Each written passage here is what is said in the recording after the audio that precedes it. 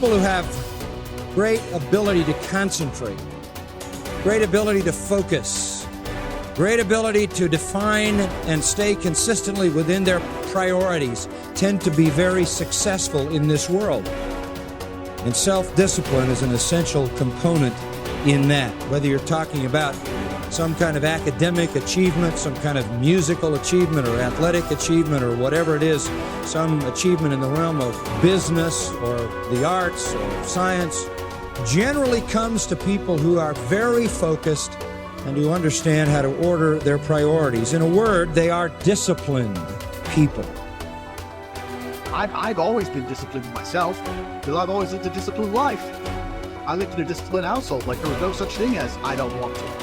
So even now if I wake up and I don't want to do something, I don't need someone to tell me to do it, so I'll do it anyway. Being a man isn't about not feeling things. It's about acting the way you're supposed to act regardless of how you feel.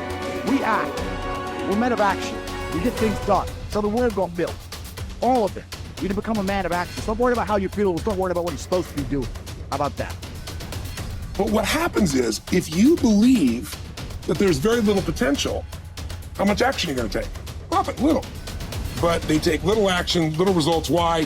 Because they have to start with a problem with their belief. They don't believe it's really going to happen for me. Maybe for Frank Kearns because he got the cool hair and stuff, or maybe it's for you because you're so driven, but it's not me. Maybe Tony Robbins because he's a freak, got these big teeth. Whatever their thought process is, right? They got this thing, right? And when you take a little potential with a little action, what kind of results do you get? Lousy little results. And when you get little results, what does that do to your belief? You go, see, I told you this was a waste of time. And then what happens? You tap even less potential. You take even less action. You get even worse results, and your belief gets even weaker. And this sucker feeds on itself until you are in a downward spiral. It's poisonous. It's poisonous and it's self-fulfilling. Now, what if something could happen that could come along and fill you with a sense of absolute certainty? Not like I believe, but where you know. In you guys' case, mine as well, we knew because we had to. Because we burned the boats. There was no other option. We had to find a way. We weren't going to live that way. We all did it in different ways and for different reasons, but in essence, that was it. If you get yourself in a state of certainty that this is going to work, I'm going to find a way, and if this doesn't work, I will make the way, then you tap a lot more potential. And when you're certain in your potential, you take massive action. When you take massive action, you really believe in something, you get great results. When you get great results, your brain goes, see, I told you I was a stud. I told you this thing would work out. Now you're even stronger. You tap more potential, take greater action, greater results. That's how you went from $300 in a week to $2,500 in 5 days to $100,000 in a month to $1 million in a day. Same thing with you. And we get momentum. That's why the rich get richer and the poor get poorer. If you just make a decision, it can be sometimes the day that starts you on a brand new journey. Sometimes when you look back on it, the day that you decided was just about as exciting as the day when you finally accomplished the project. That when you finally made the decision, you finally, got through whatever barriers kept you from making that decision, and finally you made a decision. Now some decisions are incidental and some are small, and some, are part of a working day.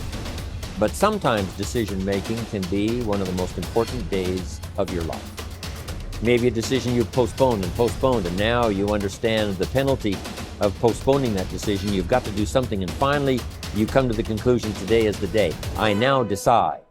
And whether you decide on a new direction, whether you decide on a refinement in philosophy, whether you decide to act when before you haven't acted, you decide on a series of things that you're going to do, you decide. Deciding can be such an incredibly important, very exciting, inspirational day.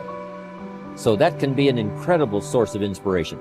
Now, if you don't follow through, it's not going to last all that long. If you decide and then, postpone and you decide but you still don't get to it for a week or a month or a year, soon all that energy and that source of inspiration is all dissipated.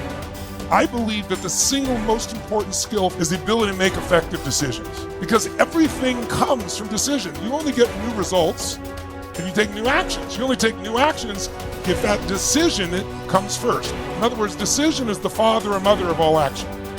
But not all decisions are equally good, as we all know. And the quality of our life comes down to the quality of our decisions. You want action. Action means you have to make some decisions along the way.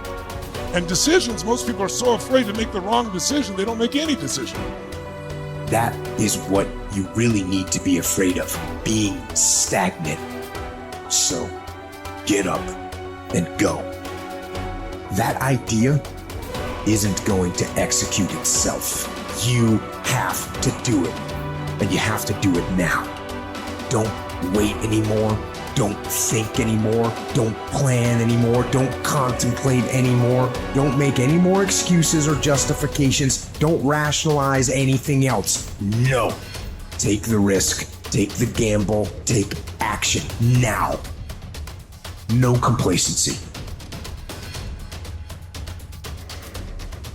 By 66, Pompey had already earned the title Magnus, making him, in fact, and in name, Pompey the Great.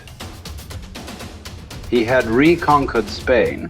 He had served as Rome's consul not once but twice. He had defeated Spartacus in the Third Servile War. And now he was being sent to dispatch the Cilician pirates who terrorized the Mediterranean. Before he left, he stopped for a private consultation with the Stoic philosopher Posidonius, one of the great minds of the ancient world. Posidonius' advice might have seemed rather redundant. Be the best and always superior to others, he had told the ambitious general, quoting a line from the Odyssey. But Posidonius wasn't talking about achieving more victories over the enemy. He was talking about conquering the self, not honors, but being honorable. Plutarch tells us about a far less famous general and statesman in Greece, many generations before Pompey. Despite his brilliance on and off the battlefield, Epaminondas was appointed to an insulting minor office in Thebes. In fact, it was because of his brilliance that he was put in charge of the city's sewers. Instead of being provoked or despairing at his irrelevance, a number of jealous and fearful rivals thought it would effectively end his career. Epaminondas took fully to his new job, declaring that it is not the office that brings distinction to the man. It is the man who brings distinction to the office. With hard work and earnestness, Plutarch wrote, he proceeded to transform that insignificant office into a great and respected honor, even though previously it had involved nothing more than overseeing the clearing of dung and the diverting of water from the street. Best is the person who adds shine to their accomplishments with their discipline, not the other way around. This is what Posidonius was trying to tell Pompey, although Pompey failed to fully realize it. In the end, it's not about what we do, it's about how we do it, and by extension, who we are. Too often, we find people choosing to be great at their profession over being a great human being, believing that success or art or fame or power must be pursued to the exclusion of all else. Does it have to be that way? Does being loved have to be at odds with being lovely? Or can temperance, as Cicero claimed, be the fine polish on top of a great life? Queen Elizabeth inherited the monarchy. Marcus Aurelius was selected for the purple as a boy. But it wasn't the throne that made either of them kingly. It was their behavior. They were what the ancients called first citizens for their character as much as their rank. As Marcus said, his aim was never to be the most powerful king, never to conquer the most territory, or build the most beautiful buildings. Instead, he was after perfection of character, to live your last day, every day, without frenzy or sloth or pretence. It just happens that wonderful external accomplishments, like those achieved by Elizabeth and Marcus, can come out of internal endeavor. They are not the goal, they are the byproduct. Conquering the world is almost easy after we have fully conquered ourselves. Certainly fewer people have done the latter than the former. This is what you find when you study the true masters of any profession. They don't care much about winning, about money, about fame, about most of the things that have come their way as a result of their success. Their journey has always been towards something bigger. They aren't running a race against the competition. They are in a battle with themselves. Self-discipline has never been about punishment or deprivation. It is about becoming the best that you are capable of becoming. The battle to be the best has less to do with beating others and more to do with beating down those urges.